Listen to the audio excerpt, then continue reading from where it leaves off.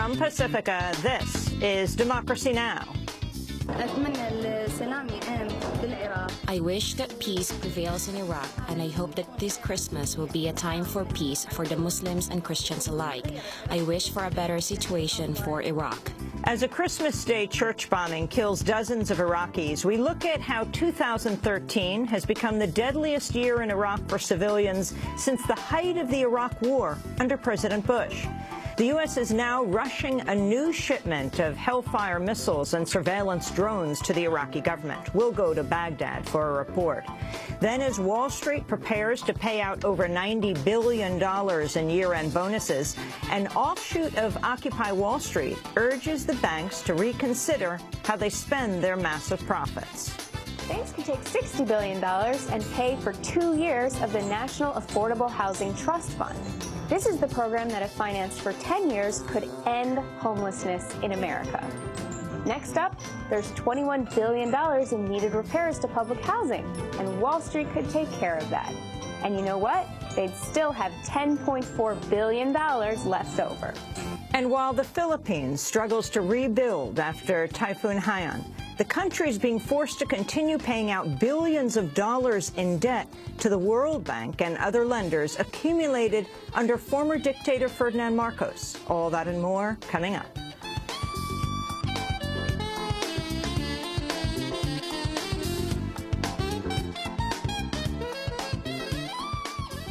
Welcome to Democracy Now!, democracynow.org, The War and Peace Report. I'm Amy Goodman. A car bombing in the Lebanese capital of Beirut has left at least 5 people dead. The victims included the attack's apparent target, Mohammed Shattah, Lebanon's former finance minister. Shattah was an aide to former Prime Minister Saad al-Hariri and a local critic of Syrian President Bashar al-Assad.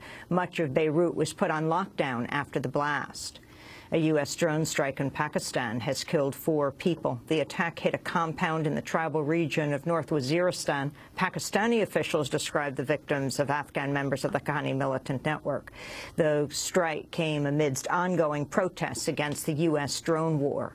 On Thursday, demonstrators briefly blocked a NATO supply route near the city of Quetta.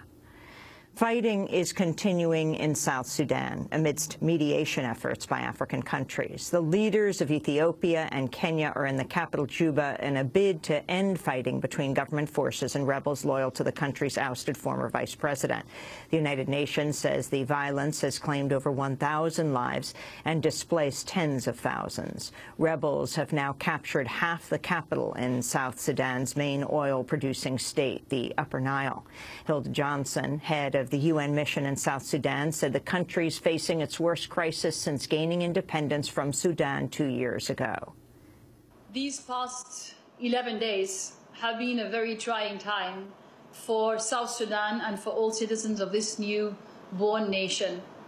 What has happened this last week has, for many of them, brought back the nightmares of the past. The nationhood painstakingly built over decades of conflict and strife is at stake.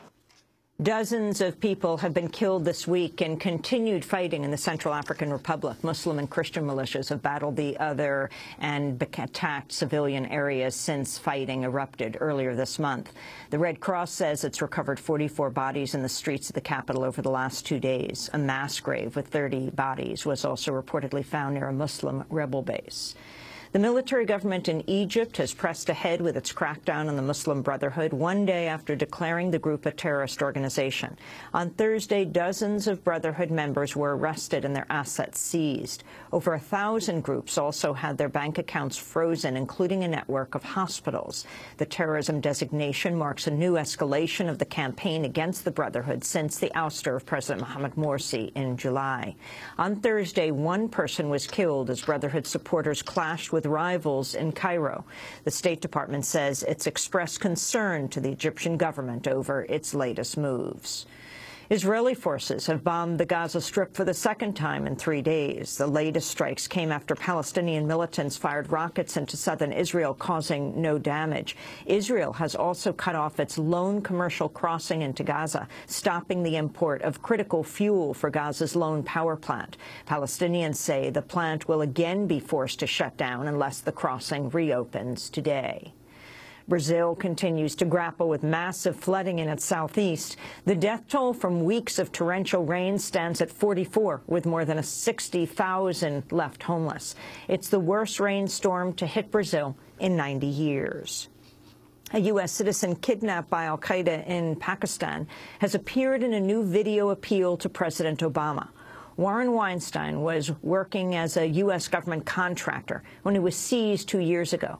Al-Qaeda has said it'll free him if the U.S. stops airstrikes in Afghanistan and Pakistan and frees al-Qaeda prisoners, among other demands. On the tape, Weinstein asks President Obama to help win his release. It seems that I have been totally abandoned and forgotten. You are now in your second term as President of the United States, and that means that you can take hard decisions without worrying about re-election. And so I again appeal to you to instruct your appropriate officials to negotiate my release. Weinstein goes on to say his captors have agreed to let his family members visit him if the U.S. grants the same courtesy to its al-Qaeda prisoners.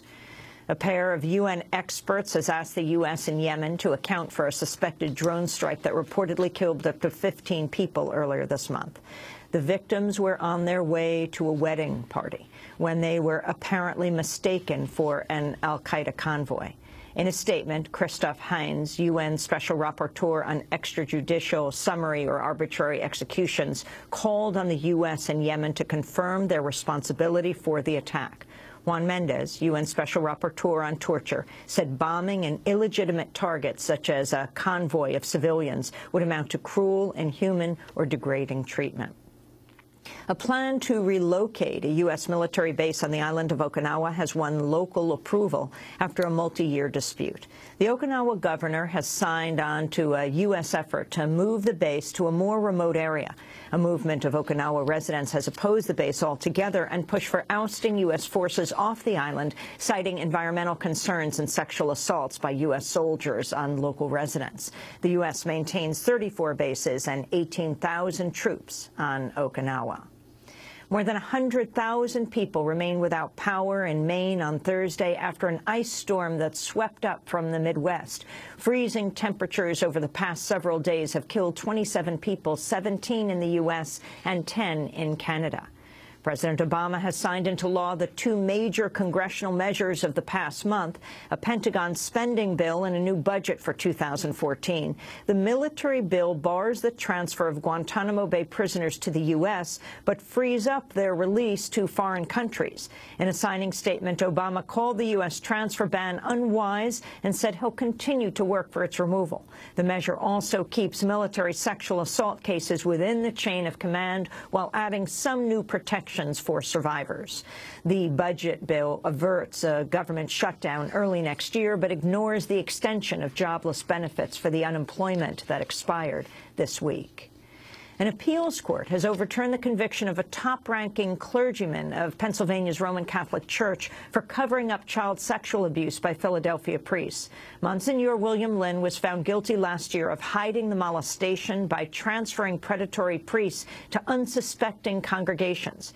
He was the highest-ranking U.S. church official to be convicted of covering up child abuse to date.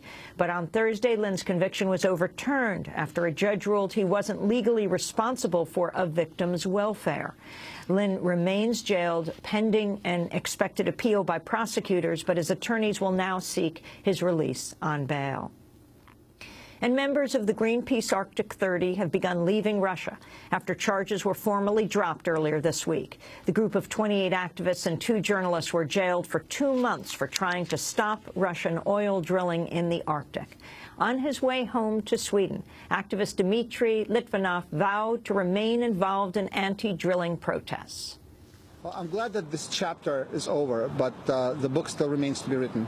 As long as there is threat for the Arctic, as long as the multinational companies like Gazprom, like Shell, like Exxon, and the puppet regimes are intent on raping the Arctic, we will certainly continue to fight against that and to work towards a sane future. And those are some of the headlines. This is Democracy Now!, democracynow.org, The War and Peace Report. I'm Amy Goodman. And I'm Juan Gonzalez. Welcome to all of our listeners and viewers around the country and around. I'm Amy Goodman. Thanks so much for watching this report from Democracy Now!, your daily, independent, global, grassroots news hour. We don't accept advertising or corporate funding, but rather rely on donations from viewers like you. Please make your contribution by visiting democracynow.org today.